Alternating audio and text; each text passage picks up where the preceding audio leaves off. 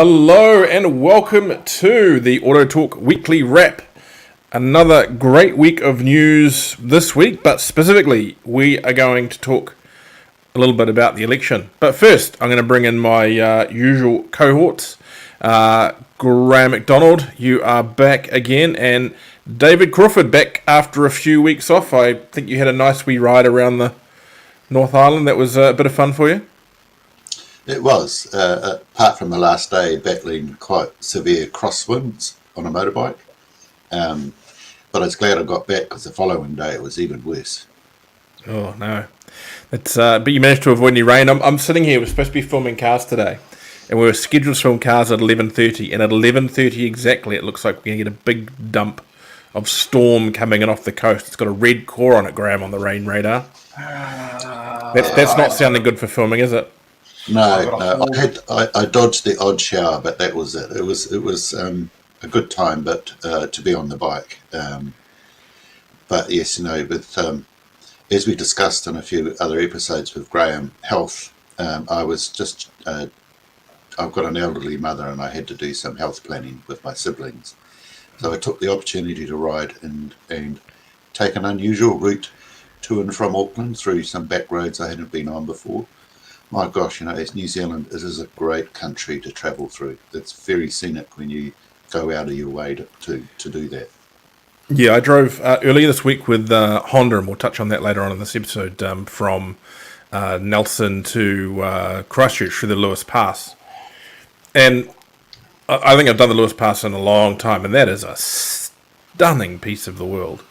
Absolutely stunning. I can see why so many tourists do it. I mean, you kind of sport for choice there, being able to go through there or go around the Kaikoura coast. They're both just magic. Even saw a few flakes of snow as we got up through the top, even at the middle of the day. So it was, just a great drive. Graham, you got any road trips planned? You're usually our road trip king.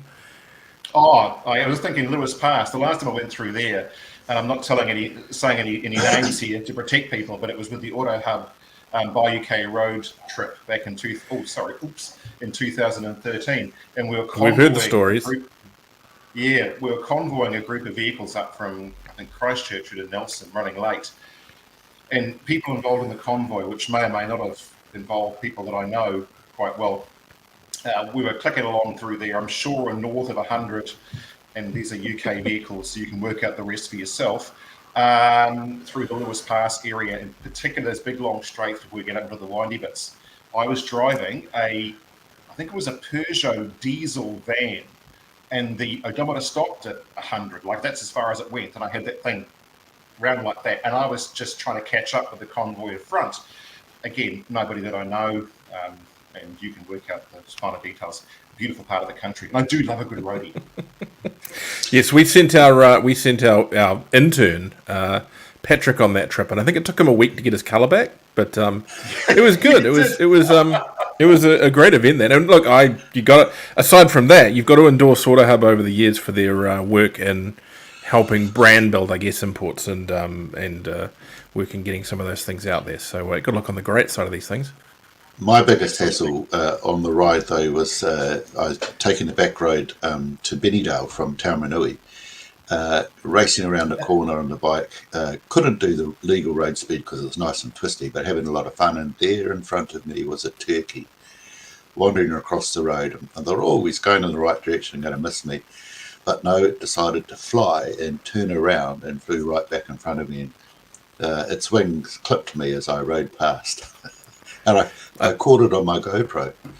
Yes, I saw that on social. It's it was a close miss. That would have been.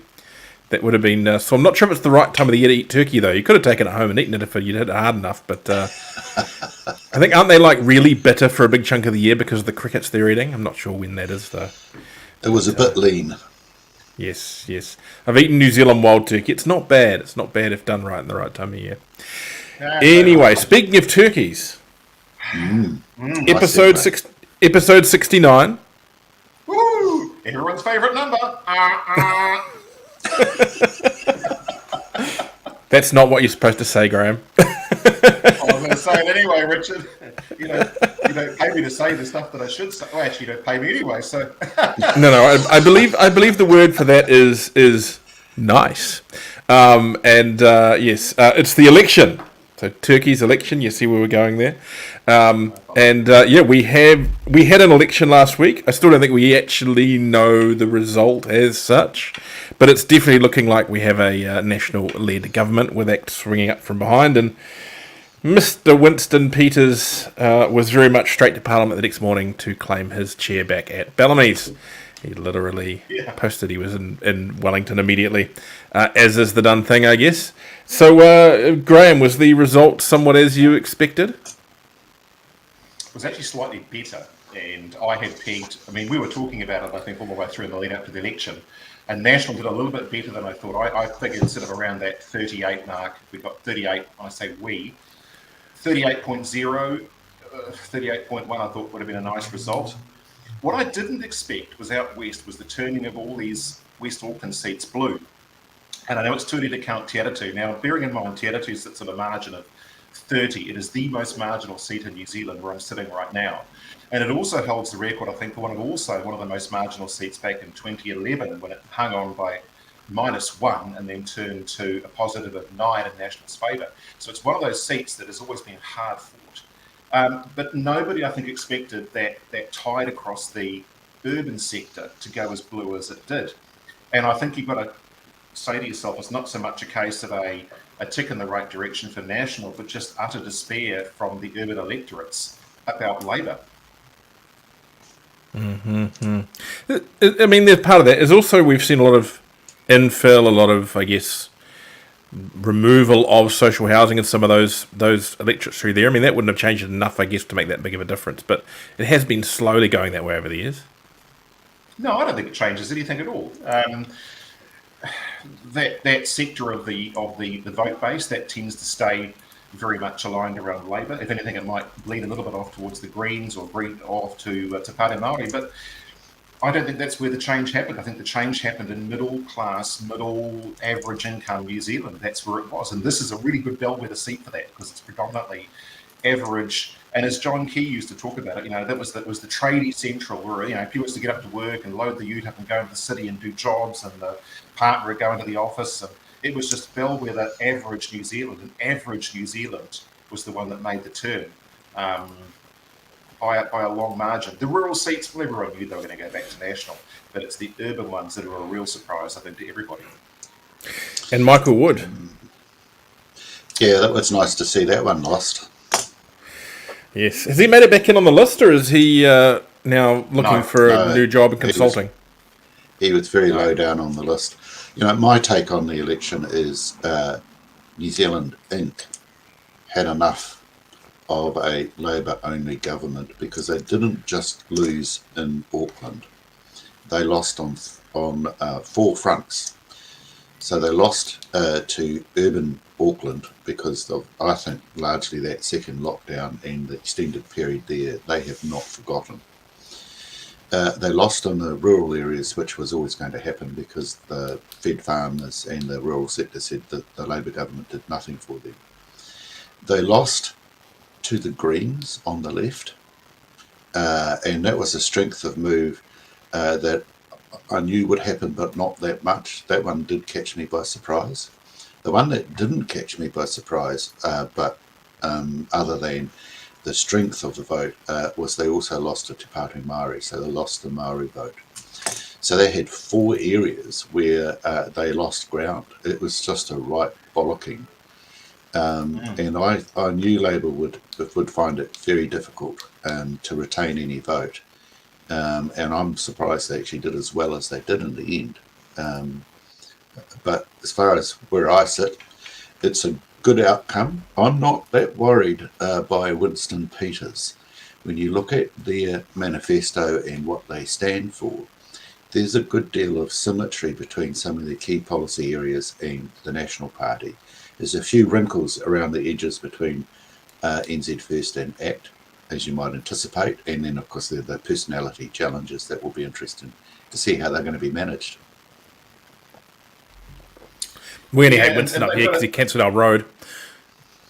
we've got another issue too, is that Labor faces another issue, is that they lost so many electorate seats that they've actually picked up a lot more list ranking members than they thought they would, and people on the list that I think they didn't actually anticipate would be sitting in Parliament with electorate MPs that they'd hoped would be, have already missed out. Now, an interesting one for us out here is Phil Twyford is the member of Te Atatu who's sitting on a knife edge with 30 in his deficit.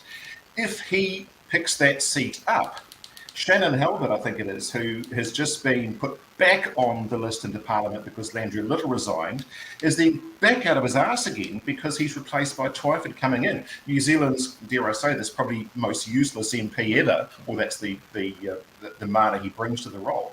Labor is damned if they do, they're damned if they don't. Oh, it's going to happen, because aren't there about 3 or 4 other senior Labor figures that are basically likely to resign anyway, that are going to disappear? Little won't be the last to leave the party in the next month or so. They do Maybe have maybe three, yeah. They do have a leadership deficit outside of Gough.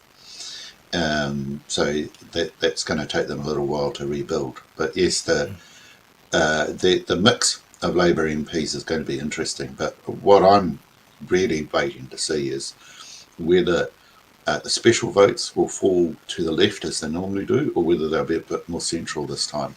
Now, I'm picking that the overseas votes, which is about 80,000, will also show a swing to the centre-right, because I think they were a bit peeved off with the lockdowns and not being able to get into NZ, all the challenges there. Yep. The rest of the special votes are people who were out and about, not in their electorate. And a lot of those tend to be university students and the mobile part of our community. Be interesting to see how they vote. Yeah, no, that's right. Now, you guys are gonna probably hate this one, but I'm gonna give a little bit of sympathy to a politician that you guys may not necessarily have great experiences with, and that's we saw on the night of the election that what's the young Green MP, Auckland Central, Chloe Sawbrook. Chloe Sawbrook comes on TV into the Green Party headquarters and starts her shouty speech from the stage. Weirdly overexcitable and shouty for a party that I think had lost like 4% on polling, about how wonderful they'd done and how she'd had this wonderful result in Auckland Central, though she was pretty tight for a big chunk of the night. And then going on about this wonderful, massive victory for Tamara, young woman in Wellington Central, who had won that seat, a seat that they've come close to before. I think it's the first time they've really had they've been a million miles away in Wellington Central. I think they might have held it back in the Alliance days at one point. No, they haven't held it, Graham? No, I don't think so. No, but you're right. They've come close. They've come close. Yep. Spent all this time on this massively huge, because Wellington Central, they threw all their eggs in that basket. They put a lot of money in there, a lot of resource to win it. So it was a pretty high chance.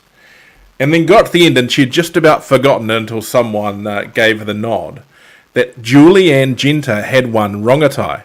With, from my understanding, very little actual help from the party. There was not the resource thrown out that was Wellington Central, but somehow Julianne Genter had won a incredibly generally safe Labor seat historically. I'm not sure if they had the last one, but previously Annette King held that, and she held it for a very long time. Yep. Julianne Genter has an electorate seat. Will she be even more insufferable now that she has an electorate mandate? Well, okay. Let's be honest in saying that she won it fair and square. So let's give plaudits due where they're due. She won it fair and square. I think it was one that nobody saw coming, unless you were probably involved in campaigning down in Rongotai. But it was one that wasn't mentioned in the lead up to the election, and possibly they caught Labor napping. Labor was so focused on the likes of Wellington Central, where we knew that was always going to be a big battleground. The media spent so much time talking about it. Everyone just forgot about Rongotai, and they forgot about her campaign, and she just got along quietly and did the job. And you know what? When it comes to electorate MPs winning seats as opposed to list MPs, 10 points to anybody who can win an electorate seat fair and square with that sort of margin. They do deserve the praise. It doesn't matter which side of the campaign trail you sit on, that's an achievement in its own right. And I hope, for the sake of it, that it may just tone down a little bit of that sort of breathlessness. Maybe just tone it down a smidge. And then she might actually end up being a really good electorate MP. You never know. They'll definitely get a lot of cycleways there. Oh, yes, they will. Yes. But this goes back to my comments about the Greens. A lot of Labour voters going Greens. And so in Wellington, when I thought about it afterwards, I thought they didn't want to vote National because National Act's only going to slash the bureaucracy. So, a lot of people work in government in some shape or form. So that, if they're dissatisfied with Labour, that means they tip Green.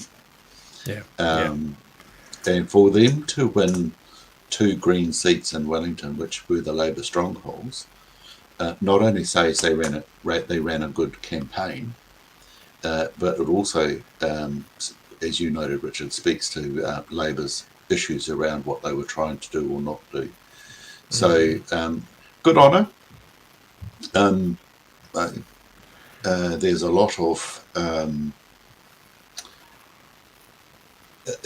in that area of Wellington. There's a lot of divided views about the roading network and the split between public transport and car users. I just think it's going to be quite messy and probably a little bit angry and argumentative for the next 3 years. I think it's an interesting one too with Rongotai that hasn't the Greens are the party that's ruled out another tunnel through Mount Victoria. Is that right? They've entirely ruled out, and that would make a massive difference to Rongotai. So she must have done a pretty good job to work against that to win the seat still. Yeah, it's the bottleneck from State Highway 1 to the airport. The issue is that when you do put that second tunnel through, what happens out the other side? Because there are not a lot of options. You've got to start pulling down an awful lot of houses along a stretch of road. So that's why it's a divided view. And it's going to be an interesting time, that's for certain. But she's already started making noises about Wellington. It doesn't want to have that second tunnel. Wellington wants better public transport, etc. So it's going to be a very stroppy time. Yeah. Now let's look at the winning side of the ledger.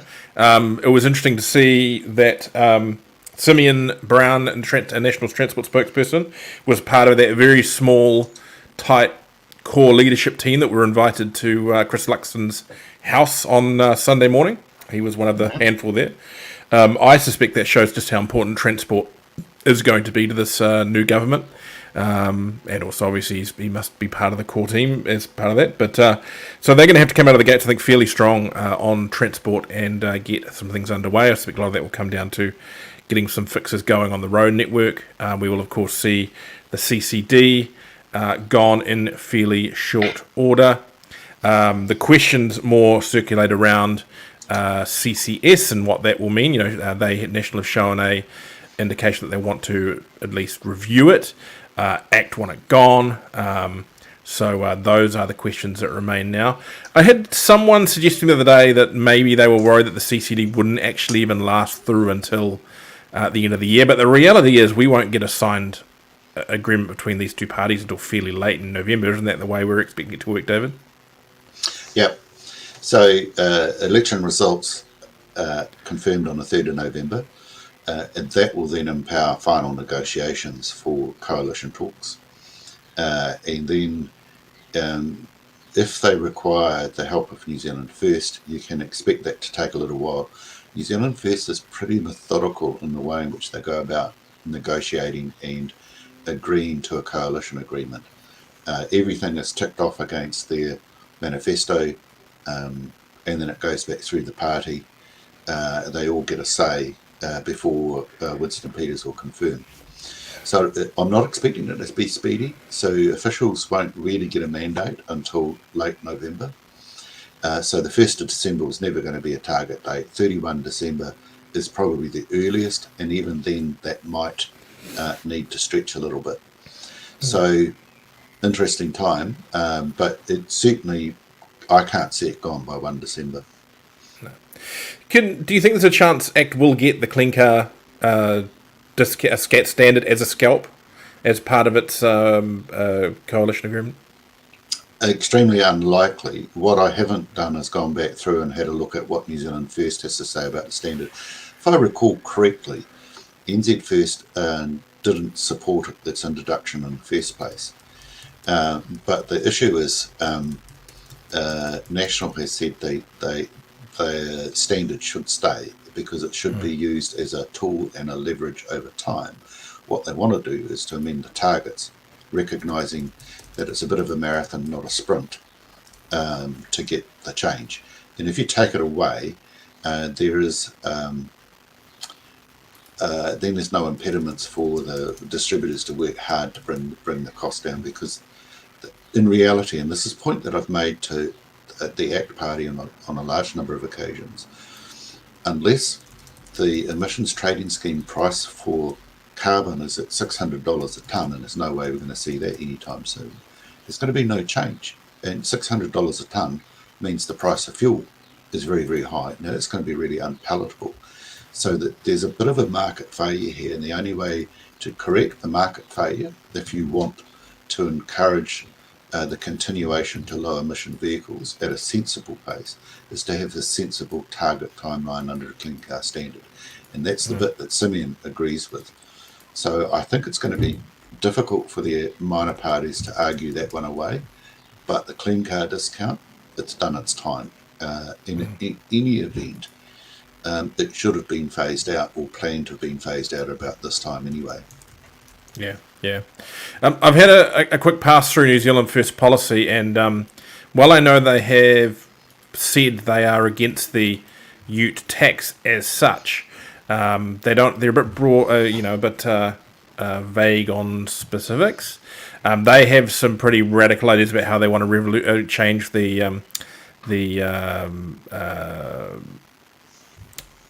change the actual system. They want to rename the Wakatahi back to New Zealand Transport Agency. They want to change how cycle lanes are funded, dump roads to zero, dump light rail, which I think everyone does. They've talked about ute taxes, but not really. But so they've actually kept that out of their actual policy document, their discussion of clean car.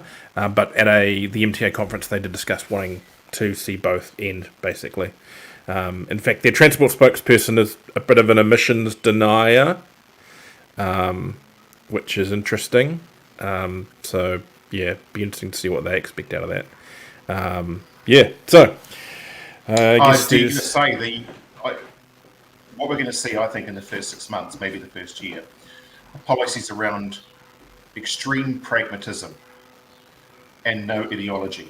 And so when it comes to CCS and CCD, it really comes down to if there is a will amongst the coalition partners to dismantle CCS, it comes down to how difficult that process actually is. And that, I think, is the overarching reason, no matter whether that's broadcast or not, why it will probably stay in some form, because to dismantle it at this late stage fundamentally is a very difficult and very costly task.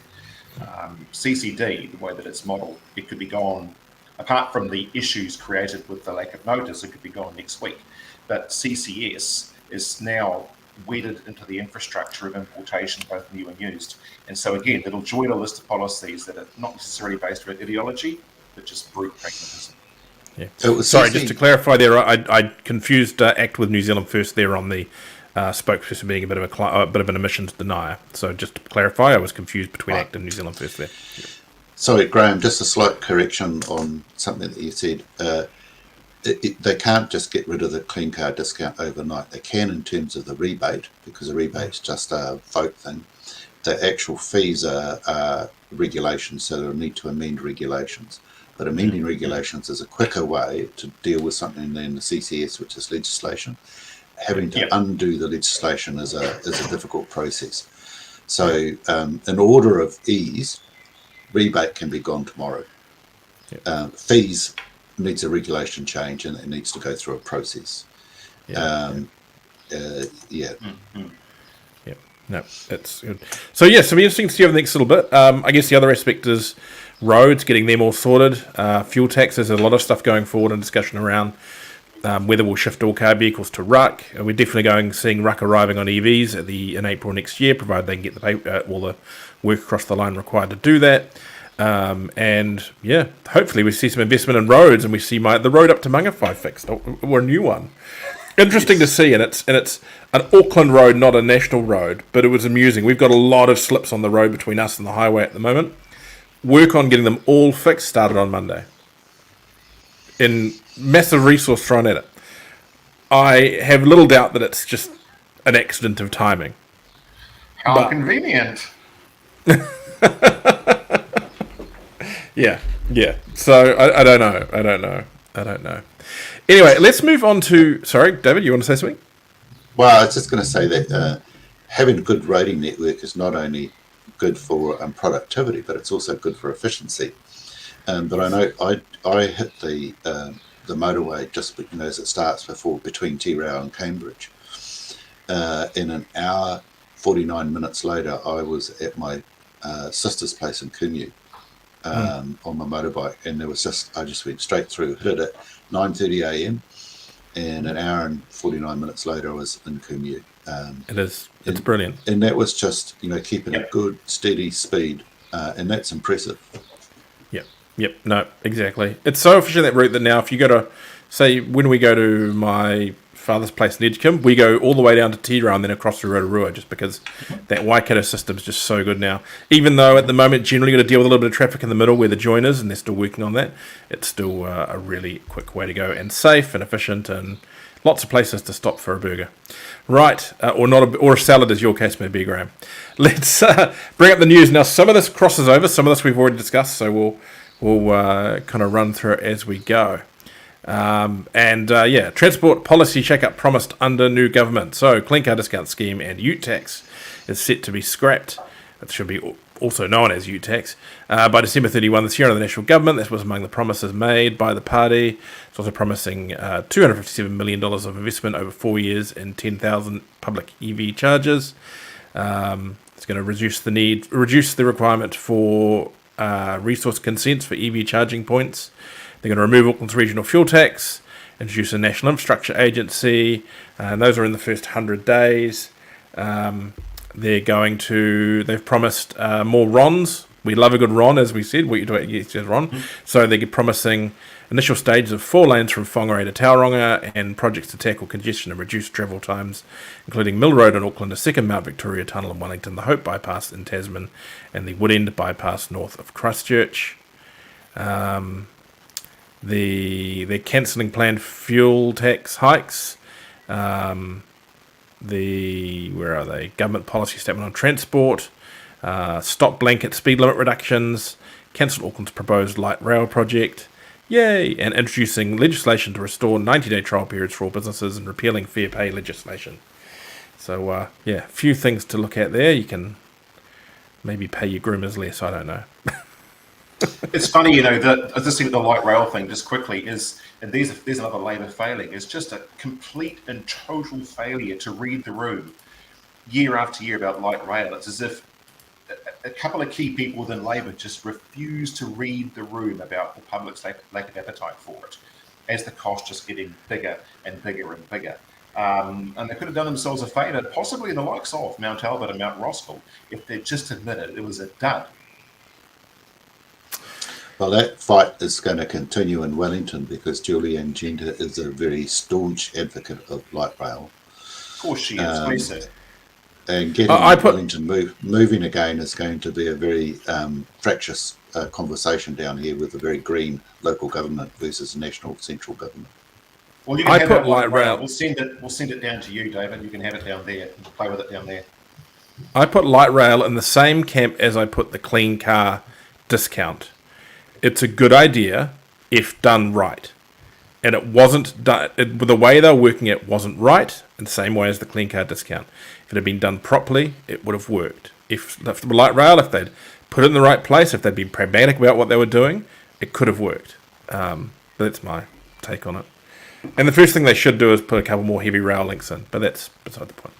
Anyway, now, what was brought through under the cover of the election, literally signed just before we went to the polls and gazetted the business day back after the polls. Emission standards watered down, introduced in election cloud. Outgoing Transport Minister David Parker has signed off on new emissions regulations following Australia's lead, rather than setting more stringent standards. I'll let people read the detail of this on AutoTalk, but basically they've pushed it right out. Euro 6D from July 2027 for new models and existing models from July 1st, 2028. Heavy vehicles used. We've got multiple changes in there. I suggest people go read it on the website because there's a lot more detail than we really can go into here. I think the one of the interesting elements to this is while they are signing this in now, the indication has been that this could change. So Australia hasn't signed theirs in yet and confirmed their exact timings. And my understanding, and David, you may have a little bit of insight into this as well, that if Australia moves, we've been told that New Zealand will move as well. Yes, that's my understanding. Now, 6 weeks ago, maybe 8 weeks ago, I bumped into an official in the street when I was in Wellington, somebody that been with the ministry for a long time. In fact, was in my team when I was leading it, so that really indicates how long they've been there. And they indicated that a certain person had been moved off the emissions exhaust rule work, and it was being reviewed. And I chatted to them for quite some time and said to them, with the rate of electrification, CO2 is coming down, harmful emissions are coming down. There's nothing to be lost by timing it with Australia, but everything makes it difficult if you go ahead of them because of the cost of position for new vehicles. I didn't have any conversation about used vehicles. My principal concern was the imposed cost on new vehicles and particularly diesel vehicles with the issues around Euro 6D for diesel. Their indication was they agreed and couldn't understand why there had been such a hard push to go ahead. And that Minister David Parker also agreed that there was everything to be lost and nothing to be gained, given all of the other cost pressures.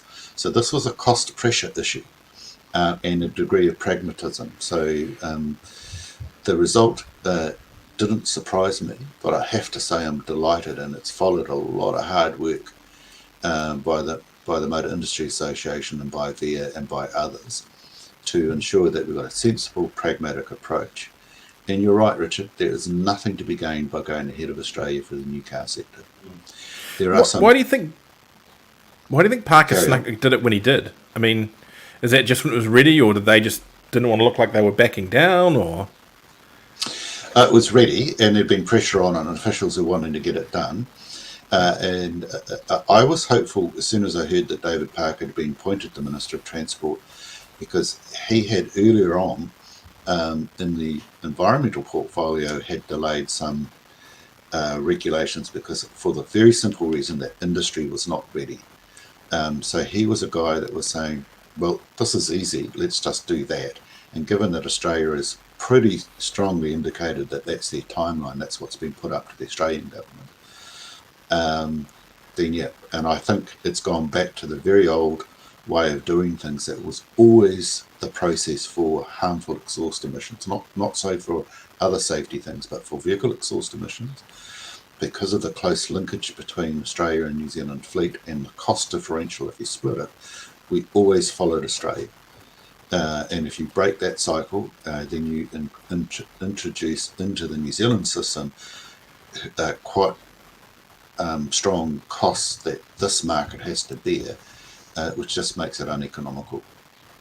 Now, we've gone from the used side being less concerned about this to their time frame actually kind of compared to new being a smidge stiffer than before. Graham, by the middle of 2028, do you think you can be selling nothing but Japan 2018 low harm? Is that something you're about to handle? Well, I'm actually honest, I haven't unpacked the finer details of what that'll actually mean for us yet, so I don't want to sort of make an educated comment. One thing I do know is that low harm bracket because of the grandfathering system the Japanese use, it potentially does create some problems in that sort of 28, 29 bracket. Goodness knows what we're importing at that particular stage. But I'd like to have a closer look. Aquas as far as the eye can see. Yeah, it's a 10-year window, Graham. It's going to have some impact, but not as big an impact as in 2006-7 when the rule was first brought in. It did have quite a big impact on the use sector. It did. And so I think at the moment a 10-year window is a pragmatic outcome. And bear in mind that the Japanese 2018 has different levels to it. I think you'll find that there's quite a significant proportion of the fleet that comply to the 2018. I think your issue, or the used car sector issue, is just going to be availability of stock, given other pressures and other people buying from that market. Well, not the Russians this week. At least there's that, I suppose. Are they out of the loop again? Are they? Has there been another change? No, they've been out of the loop for a little while now. The Russian market's been exited out of Japan when it comes to import buying. But that is an aside. I'd just like to have a closer look at, and the biggest issue, David, for the industry is not so much that 10-year point, but the grandfathering of existing models has always been the undoing of expectation, because that grandfather period can extend for years and years and years. We saw that with ESC, for example. We saw it with frontal impact. We've seen it obviously with emission standards. It just depends on the life cycle of a particular model, at what point it attained its appropriate ratings and how long it remains at that point for, which is the reason I say I'd just like to have a closer look and see. You're aware that I did the research for the association on ESC, for example, and it wasn't until I started digging into the grandfathering of ESC standards that I realised what the original proposal, what a horror show it was, because it took no account of how long existing models were allowed to stay in the fleet far beyond the ESC implementation date for an incoming vehicle, a new model, so to speak. I'd just like to look at the details.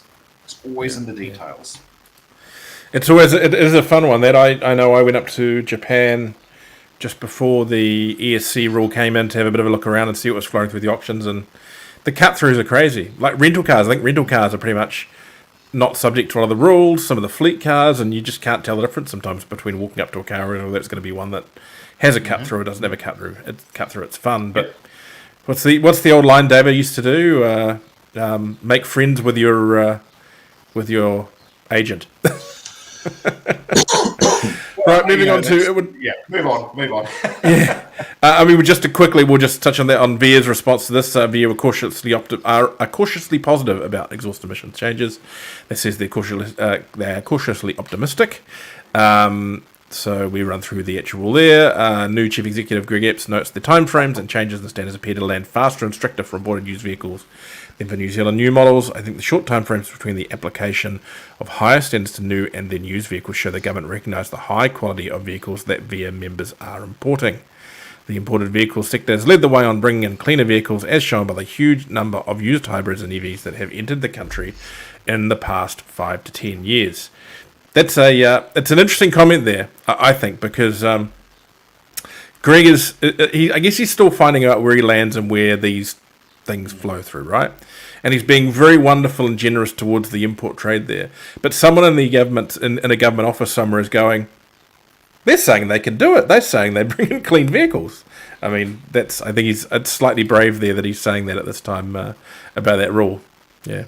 Well, no, not taking away Greg's thunder for a second, but Greg's just, I suppose, attaching his name. There's some incredible work that Kit, with the support of Malcolm, did within the association in those tumultuous months leading up with David's departure and the inability at that point in time to land a new chief executive until Greg's arrival. It's masterclass work by Kit, and it shows the depth of talent that the association has at that level to provide documentary evidence to government. So apparently 8 to 10% of current models will no longer meet the rule requirements, which doesn't sound like much, but that's potentially 1,000 cars a month, really, that are ruled off the list. The obvious impact will likely be higher prices on lower-end imports, he says, but there are still many New Zealanders who need vehicles in that price range, and so we'll probably see those lower-end vehicles become younger, but with other price mitigating factors such as higher mileage to keep the price point consistent. They find a way. They're a smart bunch, those importers. But that's the whole purpose of bringing in standards, is to start to cut out the other stream, and so I think the used car sector just has to. Sorry, I'm going to say this, Graham. You guys are just going to have to suck it up and adjust. And I don't feel that it's a bad outcome at all. I think it's a very good outcome for the country, because we do have to continue to improve, and with the volume of vehicles that we've got on our roads, harmful emissions can be a problem. I mean, make no doubt about this. This does also impact the new vehicle sector in terms of models that are being phased out and things like that. It's we've had to. Well, I'm not part of it anymore. I've got to stop saying we. The new vehicle. You're going to say you're not in Guatemala anymore now, Dr. Ropata. No, I'm not. No, but the new vehicle sector has been trying to adjust and plan for this for some time, and it is difficult for all round. So I think collectively, that's a good outcome. Does it have a cost, and does it restrict what you can do? It does on the sector, but that's what regulations aims to do. Mm-hmm. Now, moving on to the next one, and this is not so much of a news story, just something people should check out. A couple of things here, because we've got some great content over on AutoTalk. Transport tech experts share insights on mobility. So this is our full report from the T-Tech ITS conference held in Wellington a couple of weeks ago. More than 50 speakers took the stage to discuss the latest insights on emerging technologies and data relating to the way people and goods are transported. The major themes included electric mobility, connected and automated vehicles, and shared public and integrated mobility. And it's welcome to guest ITS NZ Chair Mike Rudge touched on the technology innovations in the transport sector, which he said are critical if New Zealand is to meet its emission reduction goals. ITS NZ is of the firm opinion that we will not meet our emissions targets or safety targets and other transport outcomes that we're after without actively engaging and using technology. Now, this one, looking forward at technology and investing and looking forward at technology is a really interesting one. We have worked, particularly with the AutoTalk sponsors group, the foundation sponsors group, with a number of leading companies over the years. And the interesting thing I've found is a lot of them have all taken a really keen interest through the years at future technology and what is coming. And that is because if you want to continue in business as business changes, you need to understand what is going forward. I remember 10 years ago, people getting excited about the potential for vehicle sharing, and Uber was a discussion point for the used vehicle trade, because there's been opportunities for these people all through. It may simply be that you see that a particular type of technology is coming along, so maybe you start building up to better bring in those vehicles. So don't just think of yourself as a car dealer or a distributor or whatever. There's a broader way and broader need to look at things these days than what there used to be, and the smart operators are looking at events like this to see what's coming in the future. I mean, Twitter New Zealand owns a car sharing company and now a rental company. It's showing that people are definitely looking at different ways to make money out of this industry and remain relevant in this industry in the long run. Well, if you just on that point, Richard, interesting news item yesterday around delivery of parcels by drones, and that's now a talking point. People have been talking about it for a little while. But if we have drones delivering parcels and replacing couriers, that will see a shift in terms of the type of transport used to deliver services. So I think in the next 10 to 15 years, there will be a significant shake-up in how urban transport tasks are done. And I think some of it's going to be done less by road. It's quite good in terms of mobility and lessening congestion, but it does then impact in terms of the type of vehicles that are bought in and how many are sold. Yeah, if there was if there was someone at that conference talking about maybe an electric self-driving mini vehicle that delivers packages to doors, well, you might be a little bit more cautious about whether you continue to ramp up high-ace imports in the short to medium term. It's I just do think looking at the future is good. And on a similar basis, our regular podcast contributor, Amos Bambury, he went to the Dreamforce conference up in America. That's run by Salesforce, obviously a massive software provider. And he's done a great wrap-up of this for AutoTalk, talking particularly about AI and about how AI is entering business and what that's doing for marketing, for how things work, for telephony, things like you've got a phone system, as he mentions in this thing, which can basically decide how interested or angry or upset or happy your customer is before you've even had someone speak to them. There's some amazing technology coming through that's going to be so strongly tied to how you sell vehicles and market vehicles in the future. I highly recommend jumping onto the website and checking out the story. The story is also in the latest AutoTalk as well. So, some really interesting information there from Amos, who's off. I think the lucky chap is off to the MotoGP in Australia over the weekend. He's a Ducati dealer now, so he's got to go and check out those things. Are you a little bit jealous, David?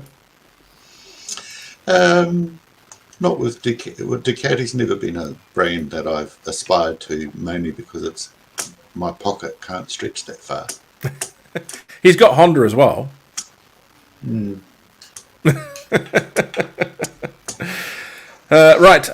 BYD forms a fleet team in partnership with select BYD dealers. BYD Auto New Zealand has formed a dedicated fleet team with fleet managers based in key cities.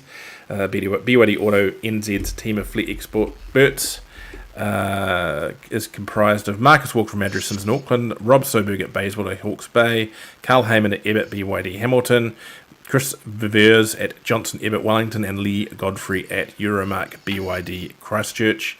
So they've got more models coming. They've got, I know, the Seal's about to launch as well, and a Ute next year, which some images have popped around of in the last few weeks. Now, I think the interesting one about this is that you hear a lot of complaints with some of the bigger brands, and I think BYD wants to be a big brand at some point, about a lot of the business being kept from the dealers. So the distributor taking the meat of the fleet market, and maybe just paying the dealers in some situations to deliver the vehicles, some of them being delivered direct through other PD centres. And it's interesting that BYD have kept the dealers in the loop on this one, and they're actually running their fleet schemes through the dealer network. So I think that's quite a good thing for dealers that BYD are doing that. It's also the least cost way to scale up in the first instance, Richard, because you basically are partnering with independent businesses that have got assets, space on the ground, building, staff, service capability. Yeah. For a small company, BYD, it's expanding. They have other costs. They don't have the facilities or the staff or the experience to be able to centralise it quite like some of the other big brands like Ford, Toyota, etc. So I think it's a smart move, and I think watch the space, because I think some of the other smaller brands, as we move into other forms of low emission vehicles and the availability and price becomes better placed, I think we'll start to see some of this happen. And I also note that the Chinese have a different mindset. The Chinese brands, I should say, have a slightly different mindset on how to make these businesses attractive. Now, rising fuel costs, a risk to falling inflation figures. When the heck did petrol get so expensive? I don't tend to buy it because I drive electric vehicles. I was down at Warkworth yesterday filming with News Hub for a story, and I think 91 was over $3. Premium was $3.25. How are you surviving, Graham? Well, funny enough, I actually filled up the Mustang, the proper one, just an hour or so before this show this morning. And so that was including my discount, it was $180 odd to fill. Now I used 95 285 in that. And out our way, 91 is still around the 287 to 289 mark, so it's still sub $3. And it has a habit of creeping down a bit before the weekend. It'll creep up again on the Sunday, and it flips around. It is what it is, and that's the difficult part about fuel costs is you can't control it. You can't control the pricing that is out there on the day. And if you need fuel, you need fuel. Do you grumble about it? Of course, but you just either choose to put petrol in the tank or you don't drive. What can you do? In my case, yeah, I'm being a bit smug because I've got a very, very thirsty vehicle, but I also have a nice little fuel efficient car sitting at home that I could drive. Just not every day. David, will you be jumping on the bike and leaving the Colorado at home sometimes to run errands? Well, the Colorado is receiving quite a lot less use. I think I follow it up about every 5 weeks now.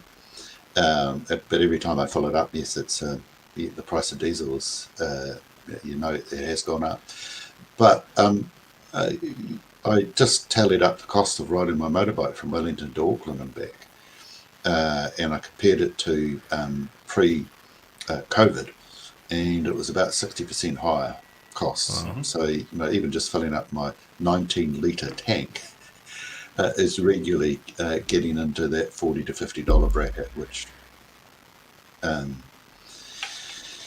many litres per 100k does the bike do?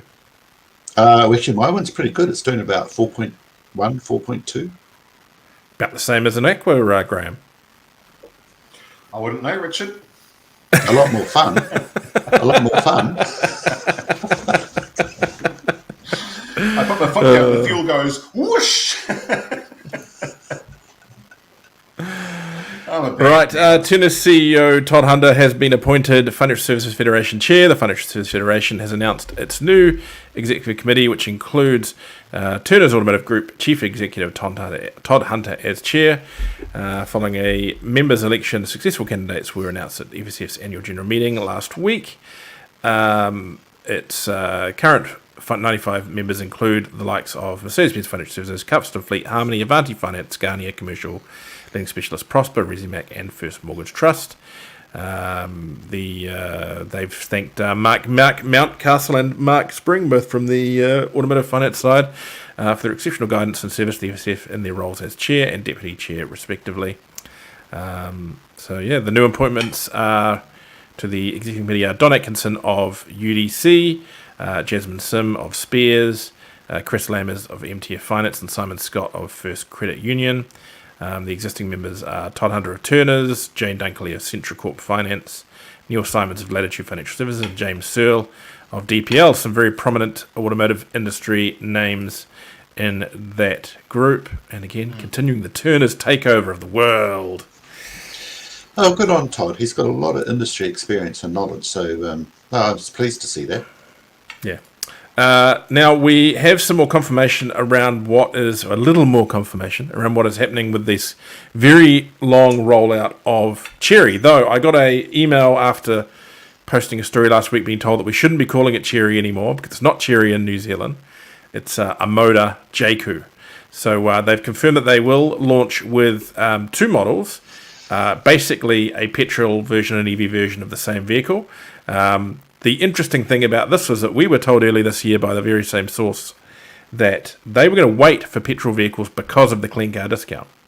So this has come the week after the election, when National's finally in. They have gone and expanded their range, I suspect, purely based on the fact that the CCD is in, because their 1.5 turbo petrol model was a little bit higher on the emission side and would have come with a fee. And they've obviously decided now the fee's likely to be gone, they can launch their petrol car. So we're getting the two small mid-size SUVs.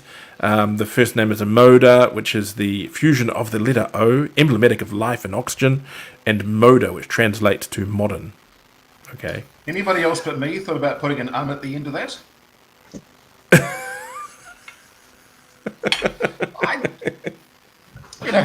Just unfortunate name choice, perhaps. I don't know. No one thought so the first two models, it's the C5 and the E5. The C5 comes equipped with a choice of 1.5 turbo or 1.6 turbo powertrains. And then the E5, which has a 61 kilowatt hour LFP battery, 150 kilowatt electric motor, pretty good efficiency, blah, blah, blah. The C5 already had a 5-star NCAP rating, and the E5 I suspect will go because it's pretty much the same car with an electric motor. They've done well already in Australia. They've been in Australia for 6 months and sold 4,500 vehicles. So that's an interesting one to watch. It's good. It's good to see that they're coming back this time with good safety ratings, because they were criticised very significantly for their poor safety ratings, and rightfully so. Yeah. So that now that they've decided, well, they're going to play in export markets, but they better listen to what is required in the export market. They've done their due diligence, relaunched, come back, and all I can say is good on them. Let's see how it goes. Now, I remember the old J1s were an interesting vehicle, weren't they, Graham? I remember them doing a marketing. What a contrast in vehicles. The original Cherry, and I'm sorry, the motor people, but you know the truth. The Cherry stuff, the J1, the J11 and things, they were shit. They were shit wrapped in shit. And they are now one of the few vehicles that they're actually almost unsaleable. If somebody bought one in as a trade-in, I'm going to call pick apart. They're actually unsaleable cars. And they were nasty when they were new. So to completely invert the model and put out stuff, not only it looks really smart, it's got good safety rating. We're going to assume it's the sort of the new breed of Chinese, good build quality, design, materials used, things like that. What a transformation. Yeah. Near the end, I think those J1s were being given away for scooter money. It was crazy how cheap they were near the end. Yeah. Awful stuff. I think it's quite a different vehicle and quite a different Cherry. I think that we're seeing come along now. Hopefully. And I remember poor old Andrew Sims was selling a lot of them, or they had the franchise, I think it was, and the tagline was, "Why would you pick anything else?" And the tagline in the trade was, "Just pick anything else." So yeah, nice to see. But a little point to this too. I was just thinking again that we're seeing yet another brand effectively either relaunch, or we must say re-enter New Zealand in the marketplace. We're becoming so fragmented now in terms of our choice, and you might argue choice is a wonderful thing. We have got more choice now than I think we've ever had in the marketplace, but that choice is also going to come at the cost of someone somewhere. So whose bite of the cherry, so to speak, are they going to be taking bits and pieces out of? Because we're not creating a bigger market, we're just slicing up the pie in its wedges thinner and thinner and thinner. Interesting times. And the interesting point on that, Graham, is that especially for the new vehicle sector, it comes with fixed overheads in terms of training, parts, supply, logistics, all of that sort of stuff, and vehicle warranties. And in Australia, they can command a lower per unit price because they're spreading those overheads across a bigger market. In New Zealand, the more brands that enter, the market's not really growing. It means where the overheads are being split across a much lower volume, and therefore affects the price. So yeah, it's a double-edged sword. Good choice, but it does come at a price. Now, Graham, the Cherry J1 in 2011 actually got an ANCAP 3-star rating. Boy, a couple of bottles of whiskey across the table at that dinner the night before. No, they, if I recall rightly, they did have a 3-star rating, but 3-star rating is pretty poor compared to 4, let alone 5. And it's a vast difference in safety performance between a 3 and a 4, and even bigger with a 5. So they did need to redo it. So they keep one in NCAP's morgue. And it's when they tested it in 2011, the windscreen blew out, the door flung open, the dummy suffered massive fatal head, neck, and chest injuries. Yeah. So it's a good car then. I know. Well, I think we need to make it clear that this is an incredibly different car, an incredibly different stage of the company to the original, to what's coming now. And yeah, we need to make that very clear. Yeah. Yes, a motor people. We're just talking about product of times and Christmases past a motor. We're not talking about And that anything was to the do point I with was making, vehicle Richard, is information. that they've relaunched, they've gone away and they've listened, and they're bringing back a vehicle that is vastly different and good Yeah. on them. And I Yeah. might just have a little dig at Graham in jest. Um, Originally, some of those Mustangs didn't fare very well in Ancapi, did they, Graham? Oh, they don't still, I imagine. I think the new one might, but They oh, do. They do they were do better. terrible. They do better. Yes. They don't go around corners. They got terrible fuel consumption. You're pretty much dead the minute you have a slight little fender bender. They're crap. They actually are. But Yes. I've got to argue, if you The had the J1 in the car park and the Mustang in the car park side by side, what are you going to choose? what star rating? What's our year is your Mustang? 17. So you're a 3-star as well. Yeah, If absolutely. you'd got if you'd got the 2015 2016, it would have been a 2-star. Do I feel any more or less safe? No, I do not. Well, I definitely will feel safe when I get a chance to test drive a Motor E5. I think they're doing the right thing rebranding there, and yeah, be excited to see them finally land in the market. Now, a couple of last things to discuss. LDV has slashed the price on their electric ute. It is down from $79.90 to, by the time you chuck in a $23,000 discount and a $7,000 rebate, $49,975. That is Wow. a heck of a discount. It's almost a bit of a bargain to grab at that price because it's got a heck of a big battery in it. And if you're just after something to tool around town, and that's not the worst thing in the world. Though they did strip some safety equipment out of that to get to that price, and I think that's half the reason why that's discounted. It's an old model. It's a model that was weirdly spec'd to get under the clean car discount.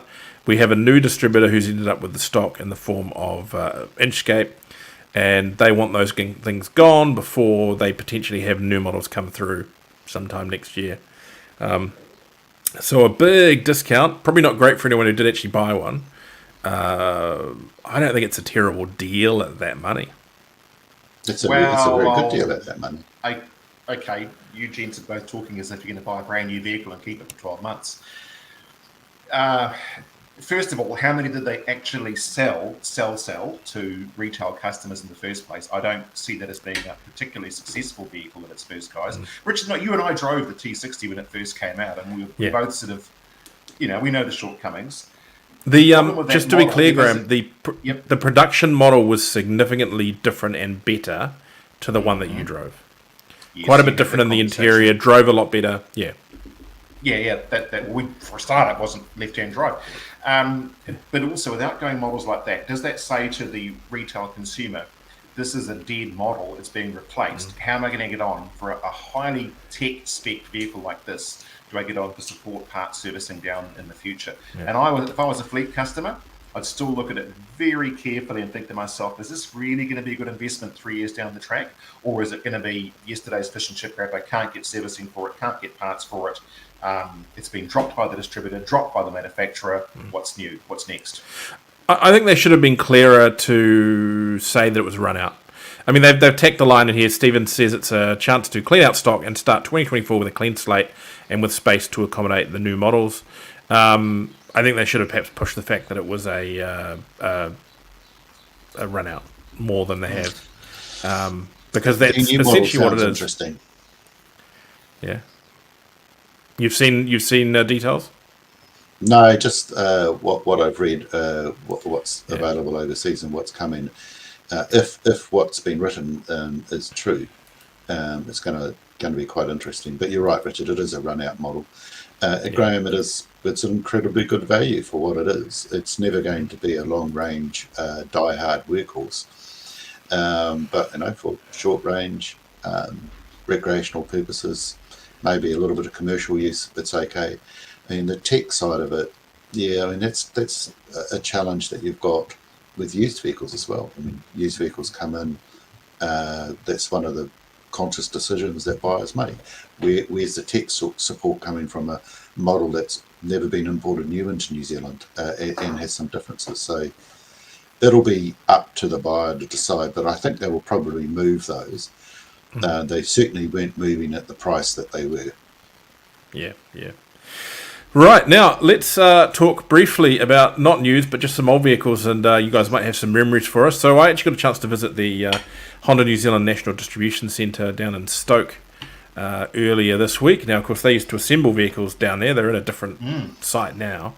But Honda New Zealand has been a bit famous for keeping a fairly neat collection of older classic stuff. And they've got some of the more modern, sportier stuff. They've got some Type Rs, they've got an NSX and S2000s, a few other things. They didn't have those where we were. But what they had was a bunch of older, run-of-the-mill cars, but pretty darn cool nonetheless. So they've got pretty much every Civic and Accord that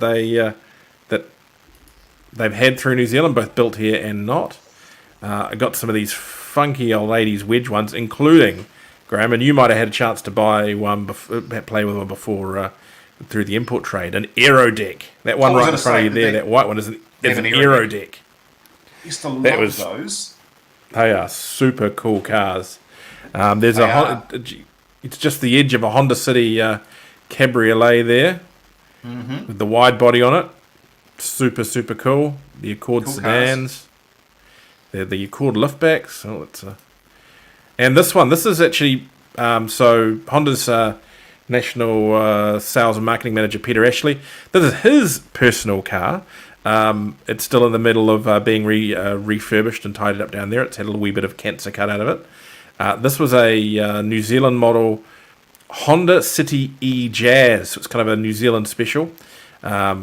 Gorgeous little car, really neat. So that's being tidied up to modern standard. And then I got to see a car which holds a little bit of sentimental value to me, considering now that I'm very much into my electrics. Don't hate me, people. Don't hate me. And that was the first electrified car I ever drove. And not the first model, but the actual car. So they had the original Honda New Zealand press car, Honda Insight. So from 2000, I got to drive that when I was pretty much my first year as a motoring journalist. It's a hybrid. It's a manual, so it's a manual hybrid. 2 seats. I remember driving through Newmarket in this and just blowing people's minds, because this was in the year 2000 an incredibly weird car. But super cool. I think I'm going to try it. I've posted online in our electrified circles. I think I'm going to have to actually arrange to go and drive this car again and do something on it, because that is pretty darn cool, I think. Yeah, it is. Yeah, they were quite groundbreaking in their time. Now, wasn't one of those featured? There was some Hollywood disaster movie that came out around that time too, with Dennis Quaid, I think it was, and a very young, I'm trying to think of the name of it now, Jake Gyllenhaal as well. And one of the sort of obviously the star placements in the show was the meteorologist Dennis Quaid was driving a new Insight, gliding through the streets of New York City. You call the movie Ice Storm or something like that. I don't know what it was. But I think Honda went to quite some lengths at that stage in terms of their promo marketing with this product, and it really was ahead of its time. You're right. It was the day after tomorrow. The day after tomorrow. That's it. Yep. But I was going to say, I still think the Aero Deck is cooler. You've got to really sit on the import trade to just know how good the Aero Deck was. And I bought for my daughter 18 months ago a 2008 New Zealand new Honda Civic Hybrid. Replaced the battery in a few months later. Low mileage, and it still goes really well. It drives well. Early model hybrid. It doesn't. It's interesting to note that for the hybrid vehicles, the early models didn't do just battery. Back then, it was a way of just bringing the fuel usage down, but it's really consistent, whether it's around town or a long trip. The Toyotas did from day one. The Hondas have only started doing that relatively recently. They used a system they called IMA, or Integrated Motor Assist. Whereas the Toyota ones were more of a full hybrid. I know, because back then when this kind of stuff was just unknown to anyone, I tested a Toyota New Zealand. Technically, I think it was a used import, first generation Prius, and creeped up behind the building manager in the apartment I was living at the time, and freaked him out. He was walking along, just no thought to a car coming up behind him. And when I had to give him a little bit of a honk, he just was like, oh, yeah. Which is why I don't complain about those funny electric sounds that electric cars make these days, even if some people do, because I know that some people just don't see them. So, yeah. So that was a little bit cool. Yeah, nice place to go. We do that in our Nissan Skyline. It will just crawl up, and it's very quiet, and people are surprised to see this big car sort of gliding down the road. Yeah. My car doesn't. Yeah. My car doesn't do that. It glides, but with a lovely throaty sound. Yes. Right. Anyway, that was it. I was planning on having a nice, short, concise episode, and we've ended up going to an hour 10. But that's all good because that's pretty much 70 minutes for episode 69. So yes, very nice. Thank you everyone for joining us. We will be back next week with episode 70. Hopefully. I'll give my apologies, Richard. I'm going to be probably in Karamea on my motorbike Friday next week. Lovely. We'll be back then for another episode of the AutoTalk Weekly Wrap. Thanks everyone.